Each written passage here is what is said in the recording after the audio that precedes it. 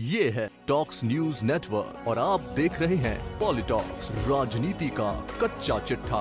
कांग्रेस और गुटबाजी का चोली दामन का साथ है। कांग्रेस अपने राष्ट्रीय अध्यक्ष पद का मसला नहीं सुलझा पा रही है। साथ ही जिन गिने चुने राज्यों में सरकार है, वहां की गुटबाजी जबरदस्त तरीके से हावी है। वहीं जिन राज्यों में कांग्रेस पार्टी की सरकार नहीं है, वहां भी नेताओं के आपस में उलझने की खबर आ रही है। इस पूरी स्थिति को लेकर कांग्रेस नेता और कार्यकर्ता परेशान हैं। लेकिन इसकी मुसीबत यह है कि अपने मन की बात कहें तो कहें किसे। हालांकि राजनीतिक विश्लेषकों का दावा है कि राहुल गांधी को स्थायी रूप से पार्टी अध्यक्ष पद संभालना चाहिए, क्योंकि पंजाब, यूपी, गुजरात, उत्तराखंड, हिमाचल प्रदेश, मणिपुर और गोवा में चुनाव प्रस्तावित है। अगर अब कांग्रेस ने देरी की तो अहम राज्य उसके हाथ से निकल जाएंगे, जिसकी भरपाई करना कठिन होगा। इसलिए कांग्रेस को कारगर कार्य योजना बनानी होगी। कांग्रेस पार्टी को कई राज्यों में अपना झगड़ा सुलझाना है। अगले साल विधानसभा चुनाव वाले राज्यों पंजाब, उत्तर प्रदेश और उत्तराखंड में कांग्रेस के नेता आपस में लड़ रहे हैं। हरियाणा में पार्टी के नेता आपस में लड़ रहे हैं, तो केरल में अलग झगड़ा छिड़ा हुआ है।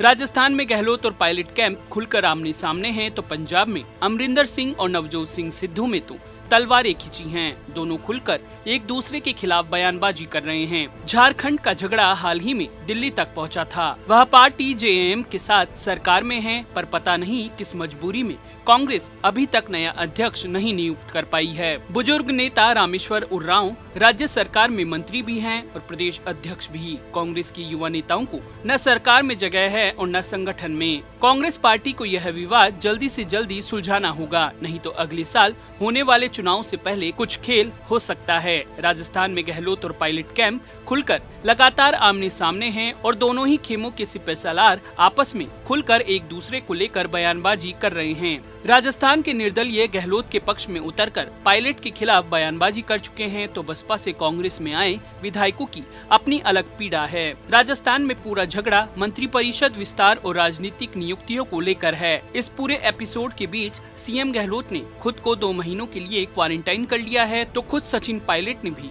चुप्पी साध रखी है। अब राजस्थान के कांग्रेस के जमीनी नेता और कार्यकर्ताओं को कोई आसरा नजर नहीं आ रहा है। उत्तराखंड में इंदिरा हृदयेश के निधन के बाद नेता विपक्ष का पद खाली है। पूर्व मुख्यमंत्री हरीश रावत चाहते हैं कि प्रदेश अध्यक्ष प्रीतम सिंह को नेता विपक्ष बना दिया जाए, लेकिन प्रीतम सिंह किसी हाल में प्रदेश अध्यक्ष का पद नहीं छोड़ना चाहते हैं। दूसरी ओर पार्टी आलाकमान ने चुनाव के समय हरीश रावत को पंजाब में लगा रखा है। पंजाब में रावत कुछ नहीं कर सकते हैं, क्योंकि कैप्टन अमरिंदर सिंह और नवजोत सिंह सिद्धू दोनों सीधे सोनिया, राहुल और प्रियंका से बात करते हैं। पंजाब में अगले साल चुनाव हैं और उससे पहले कैप्टन व सिद्धू का झगड़ा सुलझ नहीं रहा है। अगर इसी तरह झगड़ा चलता रहा और अंत नतीजा सिद्धू के अलग होकर नई पार्टी बनाने का निकलता है, तो कांग्रेस के लिए बहुत मुश्किल होगी। पंजाब की तरह हरियाणा में अगर भूपिंदर सिंह हुड्डा को पूरी कमान नहीं सौंपी जाती है, तो उनको अलग होने में देर नहीं लगेगी। वे और उनके करीबी इस बात से परेशान हैं कि पार्टी आलाकमान ने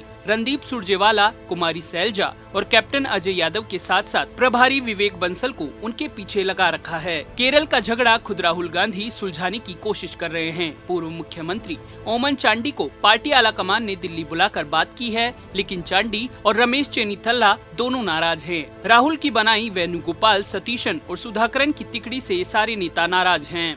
मध्य प्रदेश में आपसी झगड़े में कमलनाथ सरकार की बलि चढ़ गई थी। ज्योतिरादित्य सिंधिया अपने समर्थकों के साथ बीजेपी में शामिल हो गए। ज्योतिरादित्य राहुल के करीबी थे, जिसके बाद अब जितिन प्रसाद का बीजेपी में जाना कांग्रेस नेतृत्व की कमी ही दर्शा रहा है। पार्टी के वरिष्ठ नेता जयराम रमेश समय समय पर बयान देते रहते हैं कि पार्टी को एक बड़ी सर्जरी की जरूरत है। कपिल सिब्बल भी कई बार ऐसी ही बात कहते सुनाई देते हैं। राजनीति के जानकारों का मानना है कि राहुल गांधी को स्थायी रूप से पार्टी अध्यक्ष पद संभालना चाहिए, क्योंकि उन्होंने पार्टी नेताओं और कार्यकर्ताओं के बीच प्रभाव छोड़ा है और उन्होंने कोविड की दूसरी लहर से निपटने में असमर्थता पर मोदी सरकार पर हमले भी बोले हैं। कार्यकारी अध्यक्ष सोनिया गांधी को 1998 की तरह आगे आना होगा। उन्हें नियमित अध्यक्ष की नियुक्ति कर अनिश्चितता खत्म करनी चाहिए। इससे पार्टी कार्यकर्ता मजबूत होंगे और भाजपा के खिलाफ कमर कस सकेंगे। राहुल की टीम बिखर गई है। जितिन प्रसाद के पार्टी छोड़ने के बाद सचिन पायलट, नवजोत सिंह सिद्धू आदि के भी खोने का डर मंडरा रहा है। पूरे देश में कांग्रेस की राष्ट्रीय पहचान है। अगले वर्ष कुछ राज्यों में विधानसभा चुनाव होने हैं।